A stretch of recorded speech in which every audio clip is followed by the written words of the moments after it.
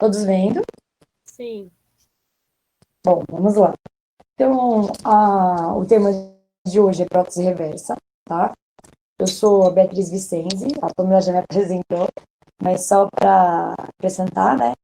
Para quem não conhece como que é a pós-graduação lá da Santa Casa de São Paulo, ela é 1 ano e 3 meses, passando por várias áreas da musculoesquelética, né? 3 meses de teoria, depois 1 ano de prática.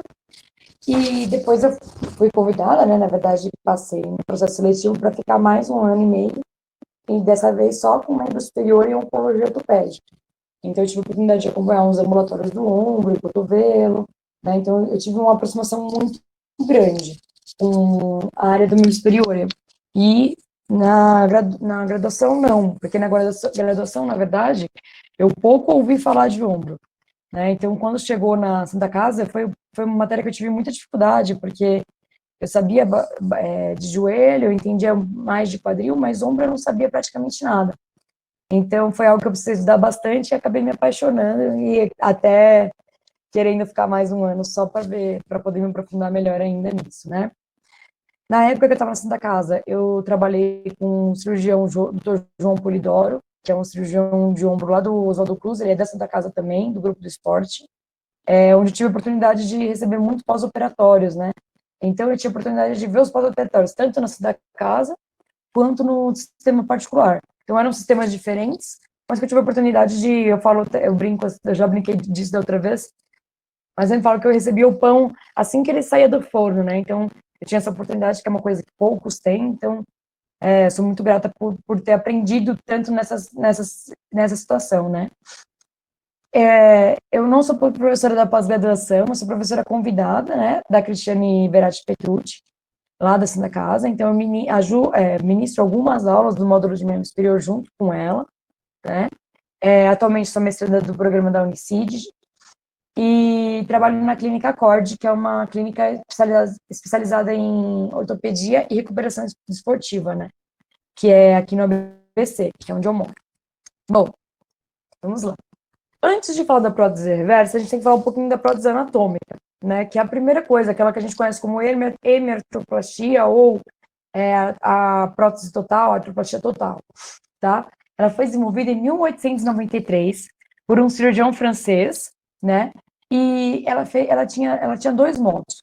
Ou parcial, que seria a M, né, a hemerotoplastia, que acontece a substituição total da cabeça humeral, ou a total, que seria a substituição, além da cabeça humeral, do componente glenoidal, tá?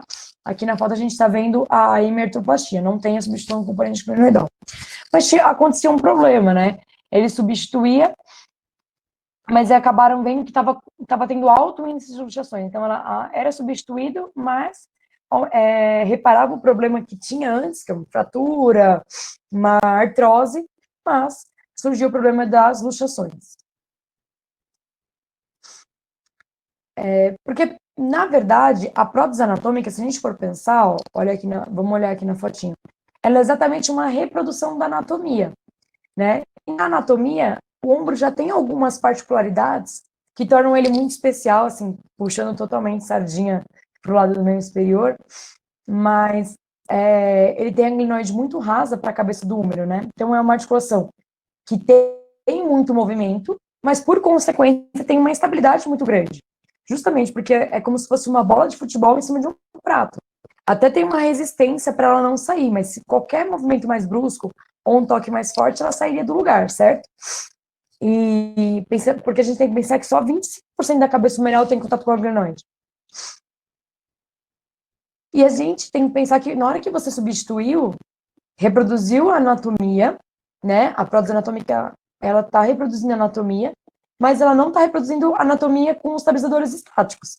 Então, ela está reproduzindo a parte óssea, que é justamente o que é considerado a parte instável, né? Então, a gente já começa a entender por que a prótese anatômica gera alguns problemas, né? Bom, só para lembrar, né, refrescar a memória de vocês, quem são os estabilizadores estáticos? Então, a gente tem a glenoide, o lábio glenoidal, os ligamentos, a cápsula e a pressão hidrostática negativa, tá? Vamos lá. A glenoide, por que ela é um estabilizador estático já? Porque ela mesma, na sua concepção, apesar de ela ser rasa, ela tem uma retroversão e inclinação. Então, ela não deixa exatamente assim, ela deixa cobrindo um pouquinho, tá? Tanto é que quando acontece uma luxação anterior, geralmente tem a fratura da glenoide. Então, ó, ela tem essa retroversão e essa inclinação.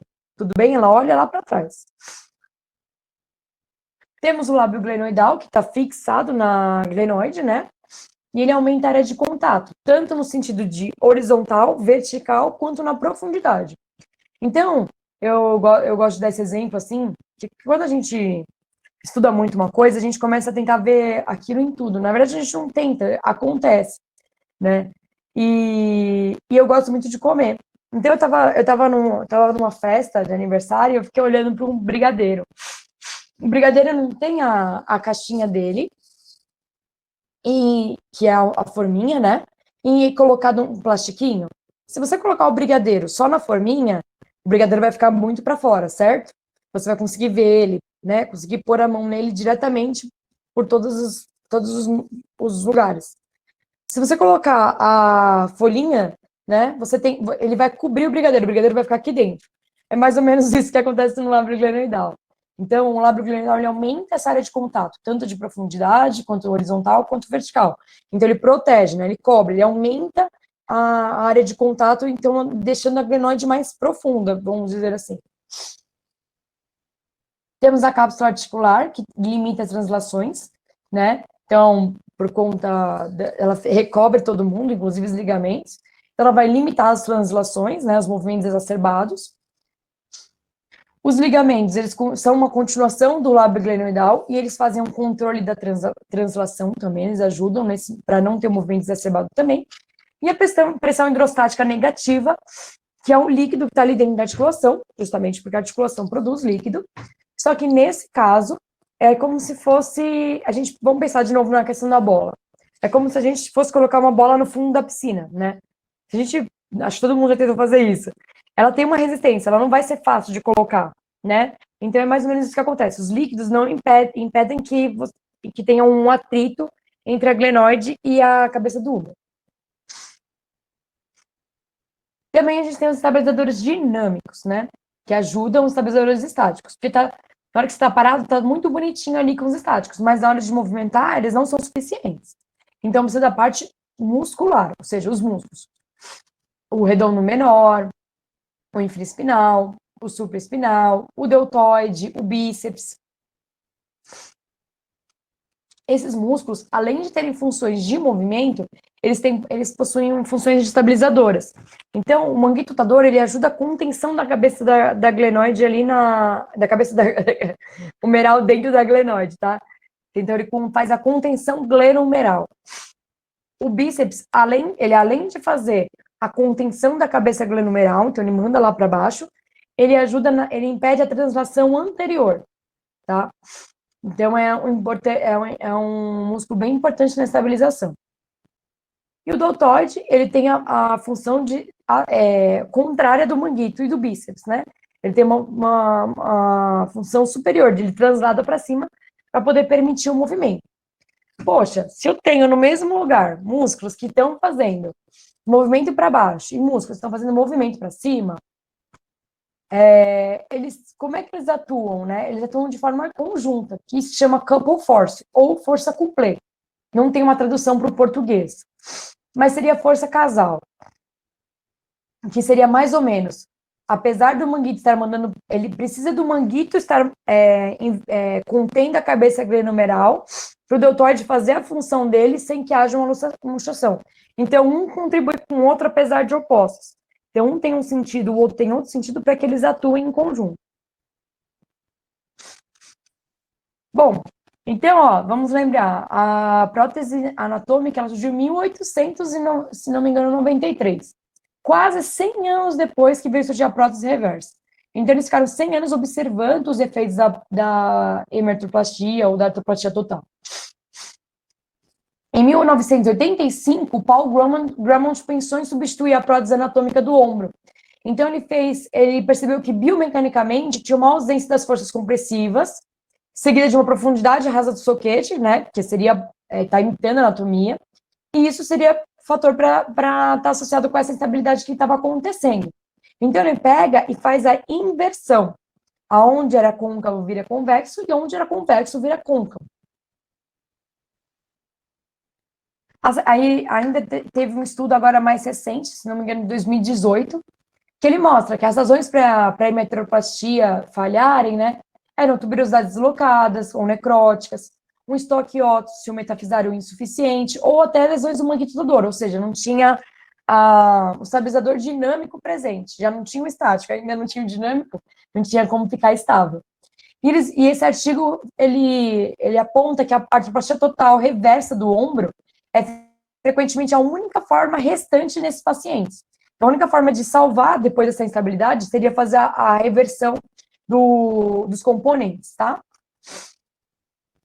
Esse estudo ele teve o objetivo de avaliar o desfecho clínico após a conversão da hemetropatia com falha para a prótese reversa, né? E ele teve melhoras significativas na flexão e abdução. Não teve uma alta taxa de complicação, então teve uma baixa taxa de complicação. Reduziu o tempo cirúrgico de 102 para 82 minutos, parece pouco, mas é um tempo importante para a gente pensar na questão cirúrgica. E na hora que, depois dessa falha, a prótese reversa pareceu obter um alívio da dor e melhorou a função do ombro. Então, parece ser uma boa opção de tratamento, tá? Então, vamos lá. Para que a prótese reversa era indicada? Então, ela é indicada para artrite glenumeral, para artropatia do manguito tutador. O que é artropatia do manguito tutador? Né, ela foi descrita por Neer e, na verdade, ela é um colapso grave da cabeça do húmero após uma ruptura maciça do manguito tutador. Lembrando que a ruptura é irreparável, né? É acima de 5 centímetros e ela envolve 2 ou mais tendões, tá? Lembrando que o manguito tutador tem 4. Então, vamos olhar ali na imagem. Não tem mais estabilizador. Então, olha como tá a cabeça do húmero está acendida, né? Tá lá em cima. Isso é o conhecido como colapso da cabeça humeral, que é uma característica da artropatia do manguito tutador. Então, quando a gente encontrar um exame assim, pode ter certeza que o manguito tutador está com uma lesão irreparável, tá? Então, teve até um estudo para isso, né? Uma das principais questões para pensar na prótese reversa foi justamente a artropatia de manguito, né?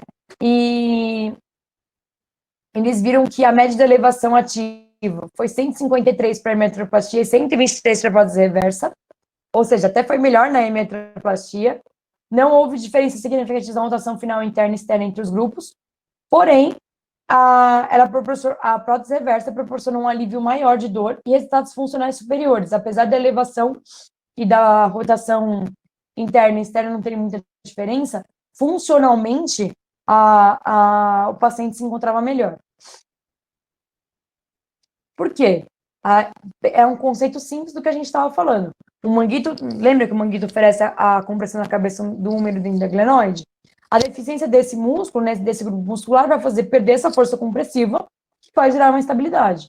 Então, por isso que tem a perda muito grande da hemetroplastia, e por isso que geralmente ela não é tão efetiva para esse caso. Nem é mais feita para esse caso, tá? Agora é só prótese reversa, única e exclusivamente para casos de artropatia do manguito. Pode ser uma hemetropatia com falha, como a gente já está falando, né? Ou uma má união de fraturas agudas de 3 a 4 partes do húmero proximal. Então, isso foi o que a gente estava, o que foi o tema da última aula que eu dei aqui na reunião da liga. E apesar de serem fraturas complexas, né, a fratura em 4 partes, a prótese reversa é algo aceitável. E ela melhorou a elevação, a abdução, a rotação externa não teve diferença, mas, como nem tudo são flores, ainda precisa de mais estudos para definir, né? Quanto tempo dura essa prótese? Como é algo muito novo, né? 1985, ainda precisa de estudos para ver quanto tempo dura uma prótese reversa, tá? Então, eles ainda estão estudando bastante.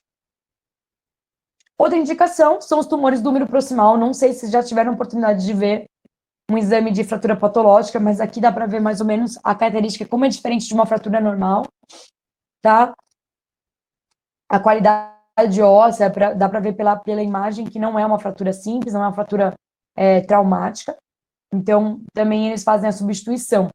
Dá para fazer por uma endoprótese, né, que seria a prótese moldada, ou pela prótese reversa também.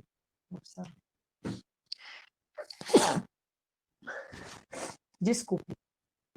Bom, então voltando aqui, o que é a prótese reversa? A prótese reversa nada mais é que um semi-construído, né, com reversão dos implantes côncavos e convexos e uma medialização relativa do centro de rotação. Então, o que é isso? Vai ter uma mudança do eixo de rotação da anatomia. Então, ao contrário da prótese anatômica, ela não tenta reproduzir a anatomia, ela tenta fazer uma coisa mais funcional com o que a gente tem. Então, não tem os estabilizadores estáticos, que substituiu. Não tem os estabilizadores dinâmicos, eu tenho que fazer algo que por si só seja estável. Então, acontece essa medialização do centro de rotação.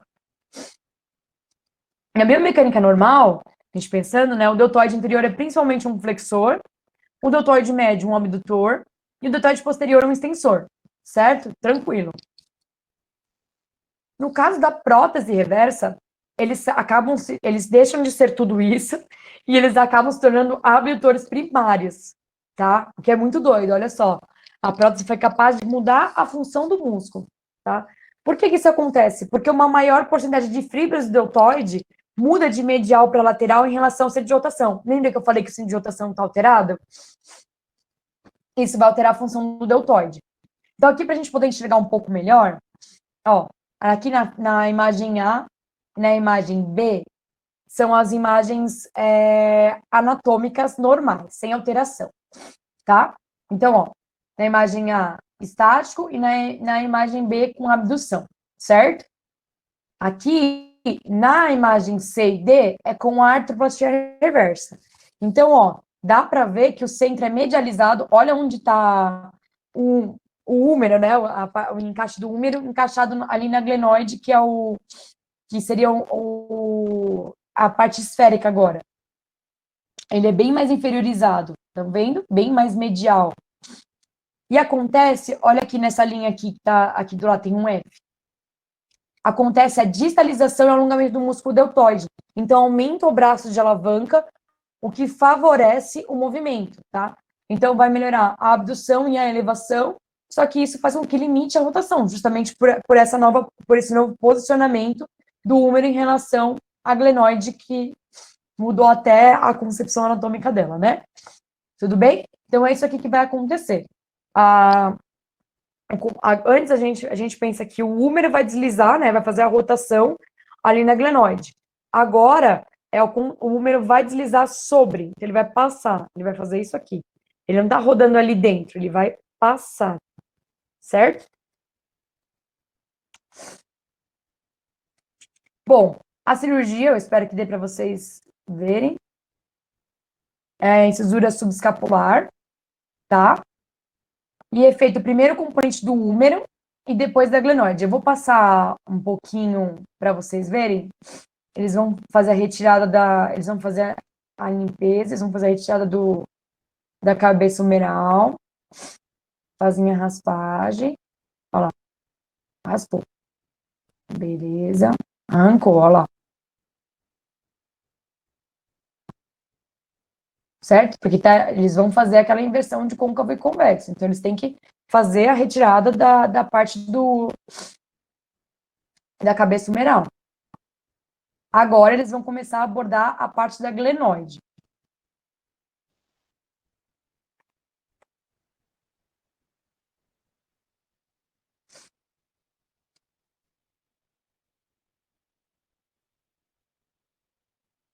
Mais um pouquinho, para vocês verem encaixando. Desenhou, mediu.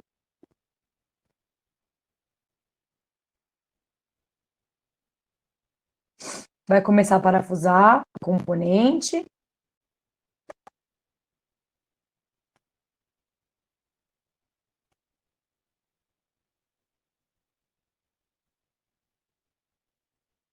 Vou colocar aqui para vocês verem colocar o componente. Aí.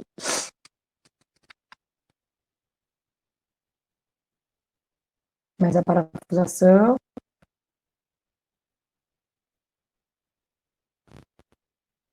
É uma cirurgia de grande porte, né? Bem complexa. ela é bem diferente, é meio Frankenstein, né?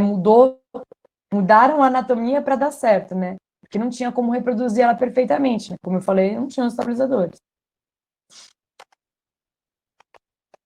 Olha lá, achou o componente esférico.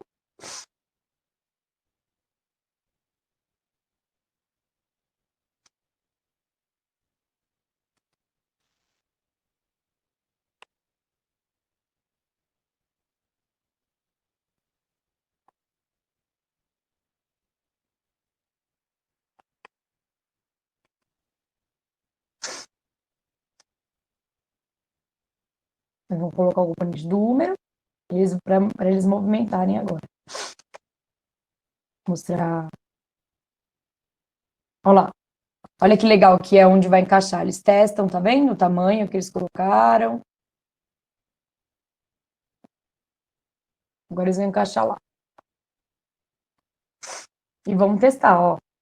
Se ele tá para pôr bem no lugar correto, tá vendo? Está liberado todos os movimentos para posicionar da maneira mais correta possível. Podem ver que a maior fica bem mais inferiorizado e medializado o componente humeral, tá bom? Testaram e aí fechou. Bom, mas como eu disse, nem tudo são flores. E acontecem algumas complicações. Não é que a prótese reversa ela é livre de luxações, mas é menos comum, tá? Do que a hipertrofia. Mas de dentro de todas as complicações possíveis, é a complicação mais comum que pode acontecer. Pode estar associada a fatores de índice de massa corporal, o sexo masculino tem mais risco, uma deficiência do subescapular, uma cirurgia prévia. Então, às vezes, quem já fez uma hipertrofia para ser submetido a uma artroplastia reversa, não tem mais risco de não dar certo, tá? Uma deficiência óssea, um trauma prévio. Então, várias coisas podem estar associadas. Nenhuma, obrigatoriamente, se você teve um trauma prévio, você vai ter alguma complicação, tá? E agora, a nossa área, né? O que a gente tem de questão aí? A fisioterapia desempenha um papel importante depois da artroplastia reversa do ombro, né? Ela também tem um efeito no acompanhamento de médio a longo prazo em relação à amplitude de movimentos de atividade de vida diária, né? Mas ela tem um efeito limitado na força e no nível de dor residual. Diz que se a cirurgia por si só já seria capaz de tirar a dor. Se não tirou, se a substituição dos componentes não tirou a dor, a fisioterapia não vai ser capaz de tirar. É, não, a gente não tem muito, o artigo não fala muito bem o que foi feito, como é que eles fizeram essa avaliação, como é que eles estão afirmando isso. Mas, assim, com certeza a gente vai melhorar pelo menos a qualidade de vida do paciente, tá? Bom, então agora a parte que mais interessa, né? Sobre a reabilitação. Bom, os objetivos são a proteção articular no começo, tá? Na primeira fase.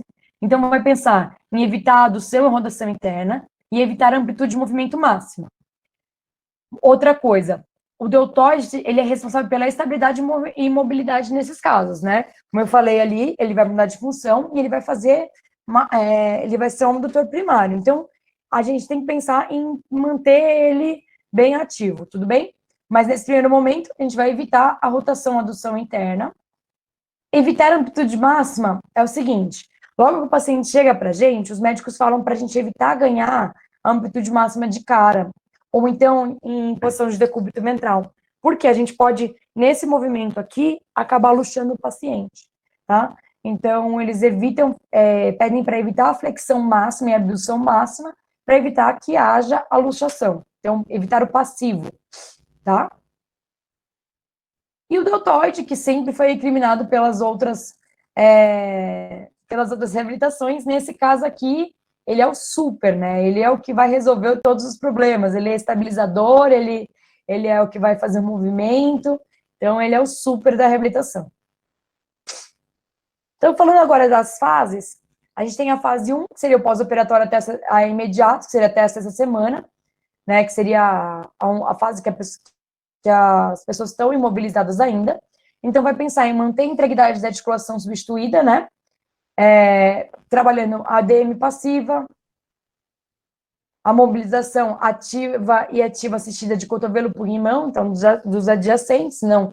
O paciente eu falo que vira um tiranossauro rex, né? Porque ele tem às vezes tanto medo de mexer que ele acaba ficando até com uma rigidez de cotovelo, e isso é um problema muito grande para a reabilitação. A gente não precisa de mais uma rigidez de cotovelo, a prótese já é algo que vai dar trabalho para reabilitar, tá? A rotação interna passiva, com 60 graus de abdução, ela só pode começar a ser feita na sexta semana, tá? Porque é um movimento luxador, então eles pedem para segurar um pouco mais. Além disso, a gente tem que manter a integridade da articulação substituída e pensar, já que eu falei como o deltoide é o super, né, da reabilitação, pensar em começar a ativar ele também cedo, bem mais cedo do que a gente pensa nas outras habilitações. Então, na quarta semana, a gente pode começar com uma isometria. Tá? Eu coloquei essa imagem aqui, né, que é saudação romana. Quando você coloca, porque a gente pensa, vou fazer deltoide, pensa em pegar peso, levantar um peso, né? Mas não precisa ser tudo isso, pode ser um movimento bem mais simples. Por exemplo, colocar a mão na maca e pedir para o paciente desencostar a mão, já é uma isometria de deltoide, pedir para ele segurar nessa posição, tá bom? Então não precisa mirabolar ou pôr peso nesse paciente para ele poder fazer uma isometria. Outra coisa, colocar ele sentado numa posição mais confortável para ele tentar compensar o menos possível, tá? Para poder trabalhar essa isometria. Pode usar a estimulação associada, é um recurso bem legal, principalmente para prótese. A segunda fase, que a gente está pensando já em restaurar a estabilidade dinâmica, né? Ou seja, a parte muscular, é a ADM ativa e o início do fortalecimento. Então, vai da sexta à 12ª semana. Então, começa uma isometria de rotadores internos, rotadores externos na oitava, e uma isotonia já dos deltoides, dos periescapulares da sexta à oitava semana, tá? Então, assim, os rotadores, eles vão postergando, eles trabalham muito mais os periescapulares e o deltoide primeiro, e depois os rotadores laterais e mediais. Então, aqui, ó, isometria, né?